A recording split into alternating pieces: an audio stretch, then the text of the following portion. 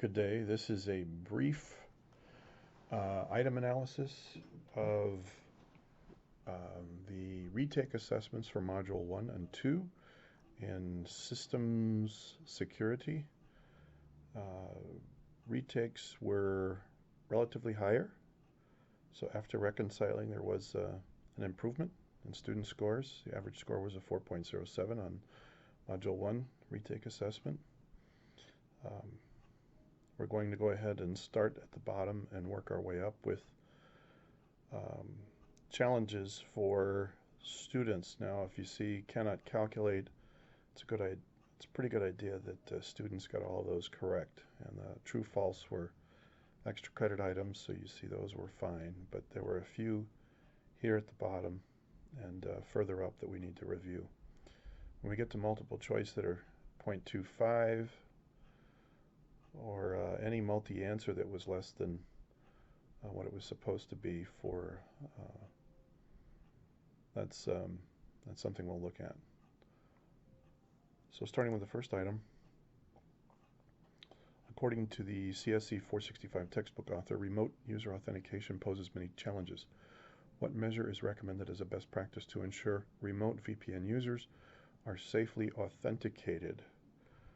Remote authentication challenges because people are entering credentials across open networks. This poses a serious challenge. The proper answer is radius, which is a structured way of brokering authentication credentials. Certificates is not a good way to log in, although certificates are used to validate computer accounts. The focus of this question is about users, not computers. Anonymity, BitTorrent is not a good option. That's something that is generally avoided, and it's not something that most organizations allow. Outbound traffic on a recent system check reveals high levels of outbound network traffic from a trial application that is no longer used. So the keywords in this are trial application and no longer used. What is the measure recommended by subject matter experts to secure personal systems technology? Reset the firewall rules to default. If you purge all registry entries for the deleted app, that's not going to change the active service that's running. It may not delete the active service that's running that's got a port open across that firewall. If you create a firewall rule to define the specified port, you're basically establishing the continuous use of that thing, so that's not a good answer.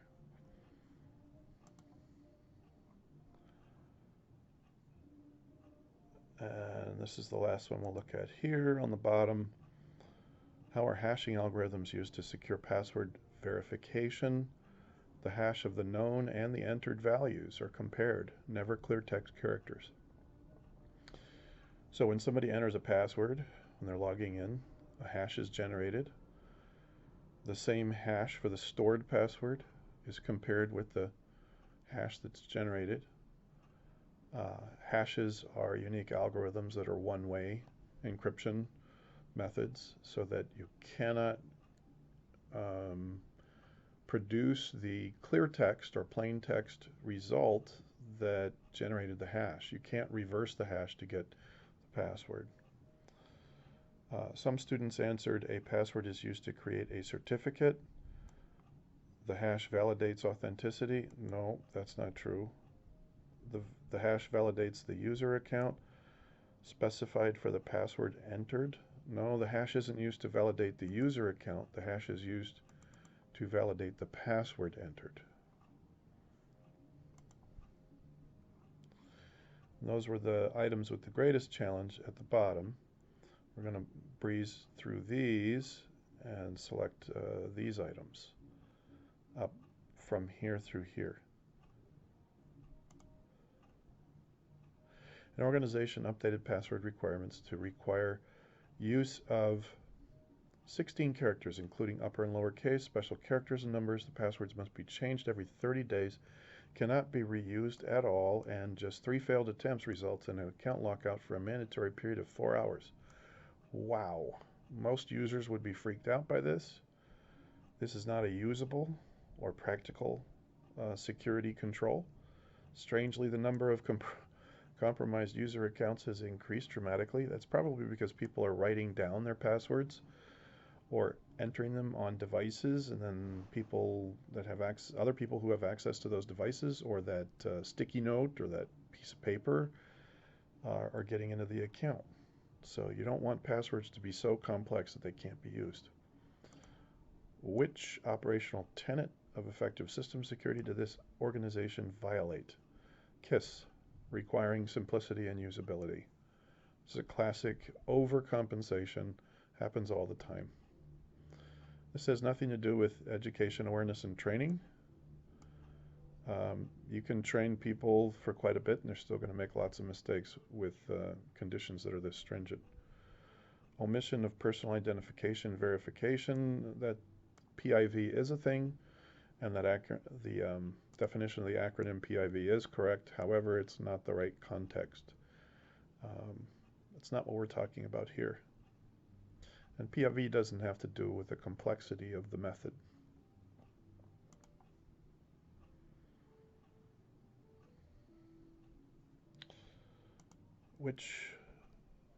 Select the options below that are among problematic system defaults referred to in a sarcastic manner by experts as the Magnificent Seven. Yeah, that's kind of like naming a St. Bernard tiny. Or, yeah, that would be a good, like a sarcastic name for a St. Bernard. Call it St. Bernard tiny. These 7 system defaults are notorious for causing problems. The answers are every one of them. What we're saying is that complementary freeware, free software is a problem. Unhidden network shares with everyone, read-only as a default, that's a terrible thing. The default workgroup named workgroup, then everybody on the planet who runs Windows 10 basically is in the same workgroup unless that default is changed. So all they have to do is be on the same network and they're part of the same workgroup. How crazy is that? System names that are provocative, iPhone, boss's iPhone, goldmine, stuff like that. A lot of times system names by the manufacturer are provocative because they give you the model and brand of what it is that's connected. And that's a provocative name. There's no point in providing additional information to hackers. New BIOS versions that require apply defaults before the firmware benefits take effect. That's just kind of crazy. You have to flash the firmware, update the firmware, then you have to apply system BIOS defaults, then save it, then restart it, then go back in there and customize the BIOS. It's a terrible way to do things. Each one of these are nuisance issues. Provocative nuisance issues. Okay. So our third question, according to the CSC-465 textbook author, a physical security measure or control must be designed to mitigate specific threats, environmental, technical, and human caused. Which of these is an example of a technical threat? Power utility problems. It's right in the slides from the author. Unauthorized physical access is an example of a human-caused threat. Water or temperature damage is environmental, and misuse of resources is human-caused. You might think unauthorized physical access has to do with environmental or technical, but yeah, unauthorized physical access, pretty sure that's human-caused as well. All right, in any case, it's right there in the slides from the author.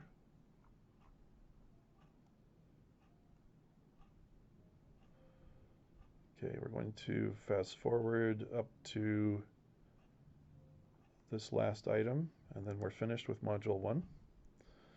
When risk is measured properly, the following is a likely outcome. The potential impact of a successful attack is used to inform decisions. That is an accurate statement.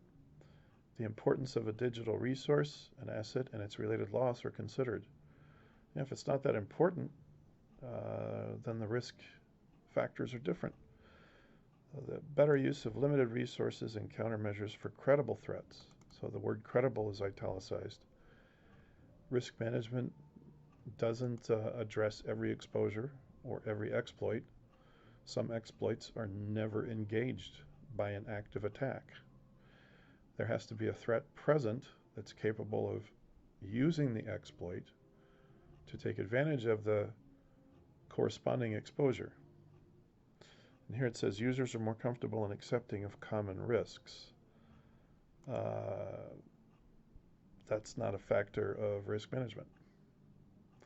And it's not something that people measure during risk management. Some users are and some users aren't. This is just a bogus answer. And this concludes our item analysis of the Module 1 assessment retake. Now we'll fast forward to the Module 2 retake. You had an improvement of the average score, 3.91 out of a possible 5. We'll review the items that are a challenge for most students until we get to the ones where everybody got correct. We cannot calculate items. Beginning at the bottom. Which is best? A small practice with only 4 licensed professionals will use signed certificates and AES encryption to secure sensitive data. Well, you've reached a tipping point. If you have 3 or more, you really need an enterprise SAM. So an important concern is the ability to decrypt critical data whenever one of the partners is out of country and cannot be reached. What we're talking about here is the ability to have a recovery agent for the key, for the encryption key. This is built into an enterprise SAM with Active Directory. Domain admins are defined as recovery key agents. So, and you have 4 licensed professionals, so you're past the tipping point. If you have 3 or fewer people in a work environment, then a workgroup SAM is suitable, but that's not the case here. And because you have the need to access encrypted content where the owner who has the key could be out of country, you need to have a solid way to access that encrypted data in the case that, you know, a professional scenario requires critical information. A local SAM, there is no such, well, local SAM is the same as a workgroup SAM. A local PAM, there is no such thing. Privileged account management is typically part of larger SAM environment, usually an enterprise SAM scenario, and it's a special case where there are additional authentication requirements and criteria because of privilege, the number and range and variety of privileged accounts.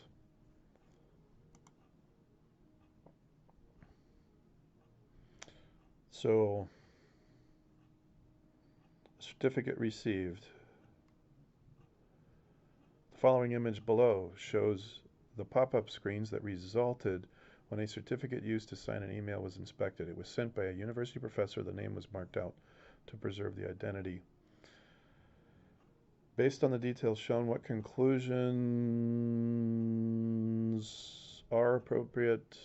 What conclusion is appropriate according to PKI experts? The certificate is, it says signature is invalid because you have either distrusted or not yet chosen to trust the following certificate authority, Dr. So-and-so. So this is a self-signed certificate. This root CA is not trusted. To enable trust, install this certificate on the trusted root certification authorities store. So we could basically take action to trust this certificate, but it's not authenticated by a certificate authority.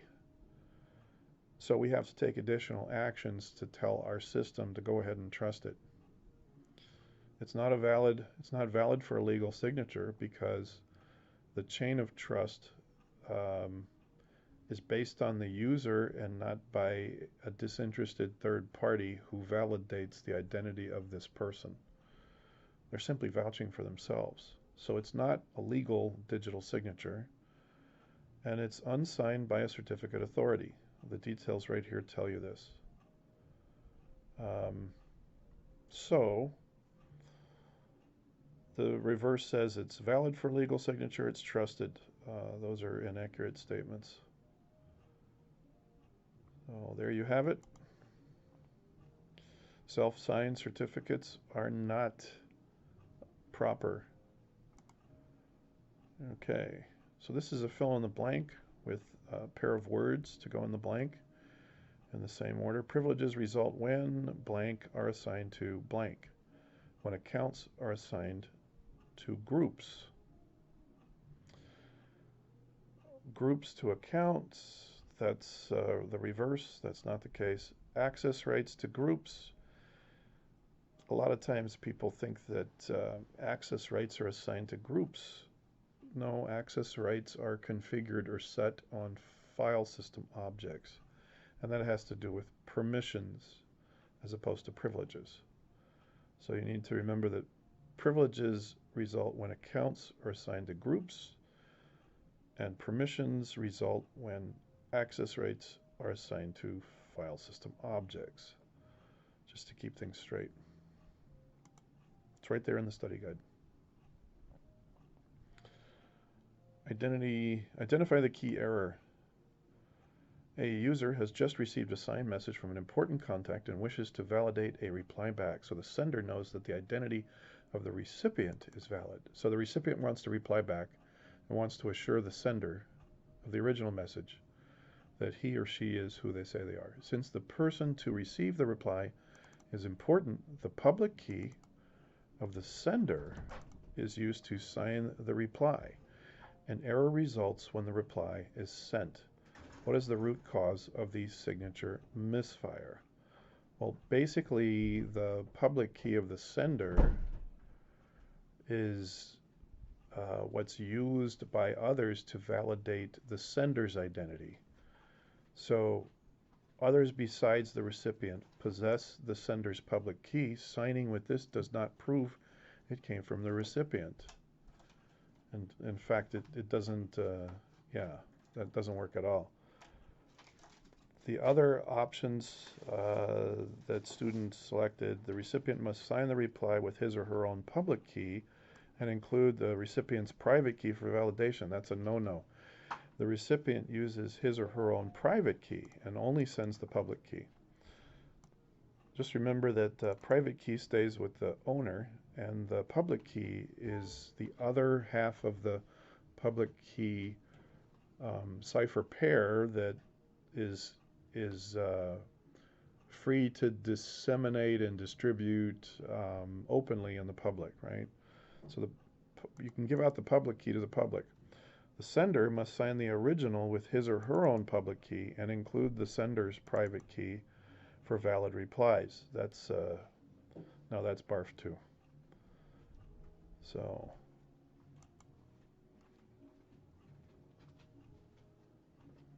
RBAC constraints.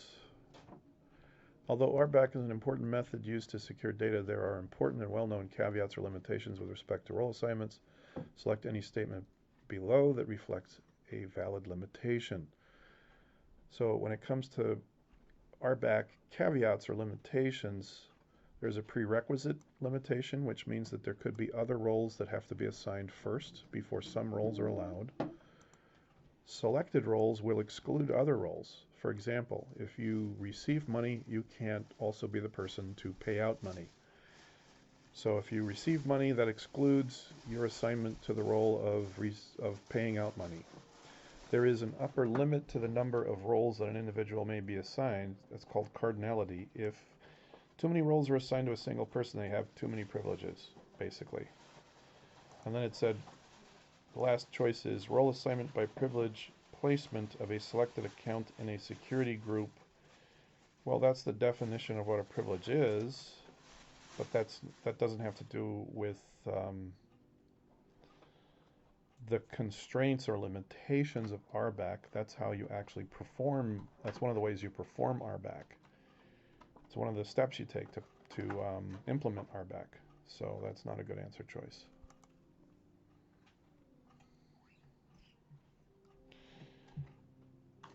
Privileged account management is a component of security. Account management is considered a security principle versus an authentication factor. Now that statement is true. PAM is a component of the security account management. If you look at the diagram of identity account management, IAM, there's two main components, an identity side and an account side. And PAM is a component of the security account management side of the house. So RBAC compromised. Effective RBAC is often compromised, well, for a variety of reasons. But one of them is a user improperly sets or blocks inheritance when setting permissions. This is a common mistake, and if you're not careful with inheritance, you undo everything. In the study guide, it says if you make a single mistake with inheritance, you undo everything. So you have to understand how that works, and the best way to do that is to practice. So a student answered, assigns a user account to a security group assigned for a given role.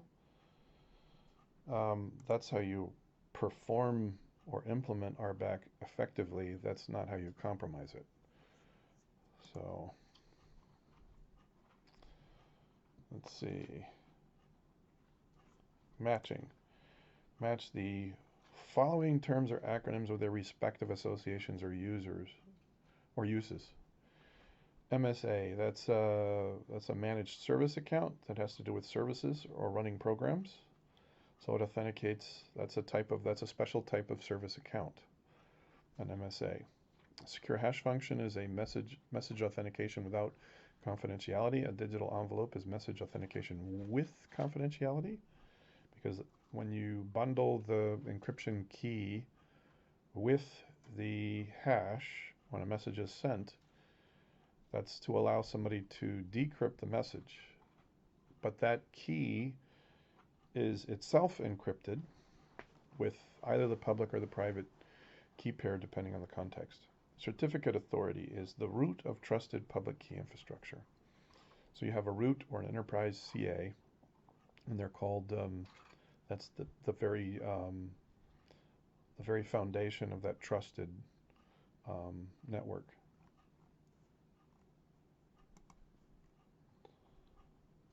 Okay, moving right along.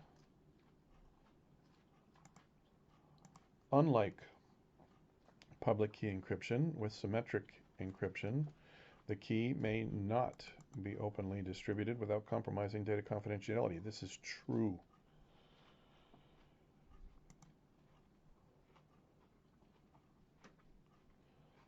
And this is our last item.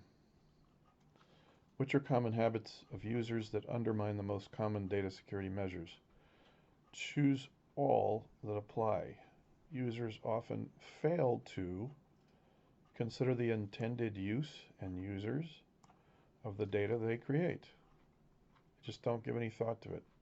They have a device or a system, and they use it to create all sorts of digital content, and nobody really gives any intentional thought to that. This is one of the key factors that's listed in your study guide. Setup of two-factor authentication methods even when readily available. Passwords are terrible.